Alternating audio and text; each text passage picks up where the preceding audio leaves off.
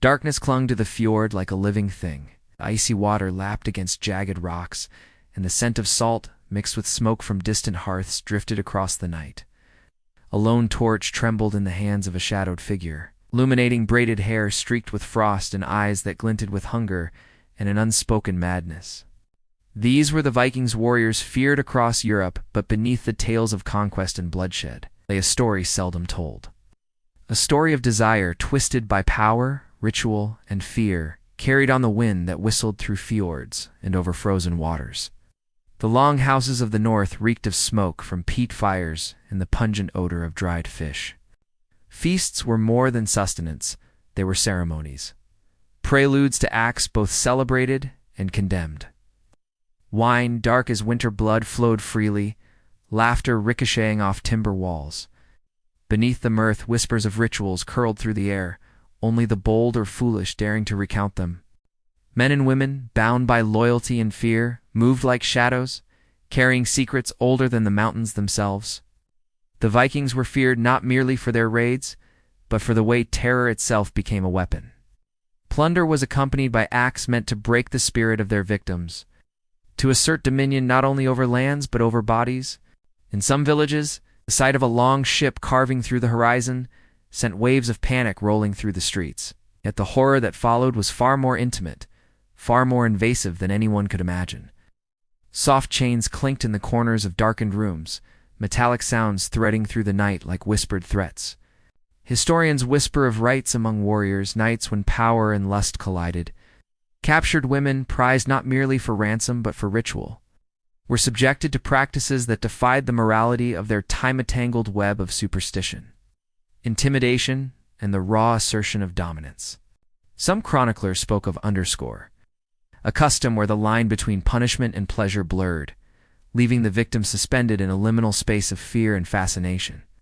Torchlight flickered across timbered walls, revealing faces wide and sweating, caught in the tension of anticipation. Here, sexuality was entwined with violence, a demonstration of control, a theater for the mind as much as the body. Warriors exchanged tales of exploits in hushed, reverent tones, cementing reputations through whispered, sometimes grotesque acts. The metallic sheathing of swords echoed in the background, a reminder that life and death, desire and terror, walked hand in hand. It was easy to romanticize the Viking world as one of freedom and glory, heroic sagas sung by skalds. But beneath that veneer lay a darker truth. Some rituals, historians suggest, involved the deliberate corruption of innocent acts, performed not for survival or procreation, but as proof of power, of dominion over chaos itself. Sexuality became a weapon, a currency, a mark of who held fear and who yielded to it. Through coastal villages, the wind carried distant cries across frozen waters. Ow. These screams were both warning and initiation. In the liminal space between home and horizon, the Vikings indulged in practices that blurred the line between devotion, madness, and cruelty. The thrill of conquest was inseparable from the thrill of domination in every sense. Scholars debated the extent of these acts, some dismissed them as rumor, others as testimony to chilling to ignore but fragments of law codes and sagas, hint at a world where sexuality was weaponized, ritualized, and feared. Even among themselves, rituals were tests of loyalty and courage. Young warriors were introduced to underscore, a rite designed to strip them of hesitation, immersing them in the duality of desire and terror. In the flickering light of communal fires, boundaries dissolved, and the lines between pain, pleasure, and devotion became shadowed, almost sacred chaos. What was considered honor, what was considered madness, often became indistinguishable. By the time dawn crept over the fjord, longhouses were silent again, yet echoes of the night lingered etched into timber, skin, and the eyes of all who survived. Outsiders saw raiders, plunderers, warriors, but those who glimpsed the secret fires behind closed doors saw something far more terrifying: a culture where sexuality and power merged into a force as relentless as the sea itself. As the first light of dawn crept across the fjord, it revealed a world of stark contrasts: snow-dusted forests, mist hovering over frozen waters, and longhouses scarred with the remnants of the night's chaos. Silence hung heavy, broken only by the distant caw of crows scavenging along the shore.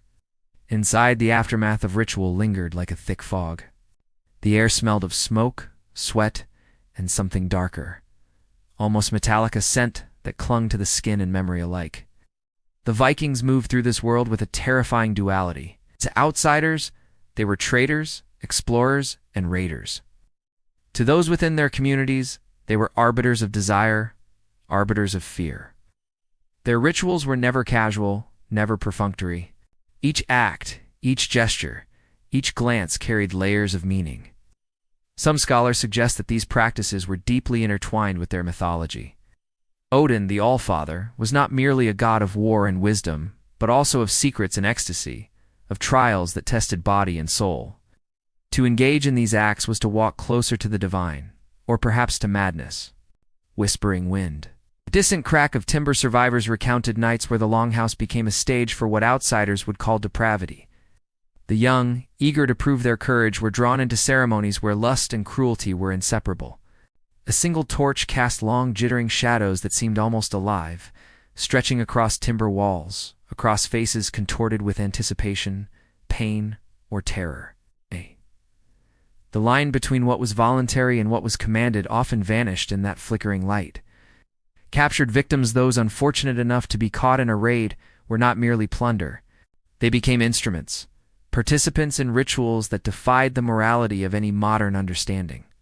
Women and men alike were subjected to tests of endurance, humiliation, and domination. Chroniclers hint at underscore a rite in which submission and spectacle intertwined, leaving both witness and participant shaken in ways impossible to forget. Every act, it seems, was calculated not only to assert control, but to bind community and warriorhood together through shared complicity in the forbidden. The Viking obsession with reputation and honor fueled these dark practices. Tales of courage and conquest were recounted not merely to entertain, but to instruct. What was whispered by the fire became law in the hearts of those who watched, a code as binding as any sword oath. To survive among us, one imagined voice might say, is to understand desire and fear as one.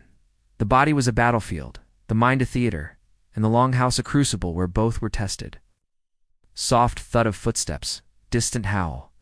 Yet not all was grotesque indulgence. Some historians argue that these rituals also served as preparation, as conditioning for the brutal realities of Viking life. War demanded a body unafraid, a mind unshaken. To intertwine sex, fear, and ritual was to train not only the flesh, but the psyche itself. The thrill of conquest was inseparable from the thrill of domination in every sense of our enemies, over circumstance, over oneself. In coastal settlements, the morning brought a deceptive calm. Villagers emerged to tend fires, mend nets, and repair homes, the cries and shadows of the night already fading like smoke. And yet those who had witnessed or survived the rituals carried their marks, invisible to the untrained eye. Eyes darted nervously toward the horizon, memories of chains and torches, of whispered commands and moans, refusing to dissipate. These were the ghosts of desire and terror, reminders that for the Vikings, power and sexuality were never separate. They were two faces of the same coin. By mid-morning, the longships had vanished, cutting through silver waters toward distant lands, leaving behind only the aftermath, timber-scarred, spirits shaken, and an uneasy quiet.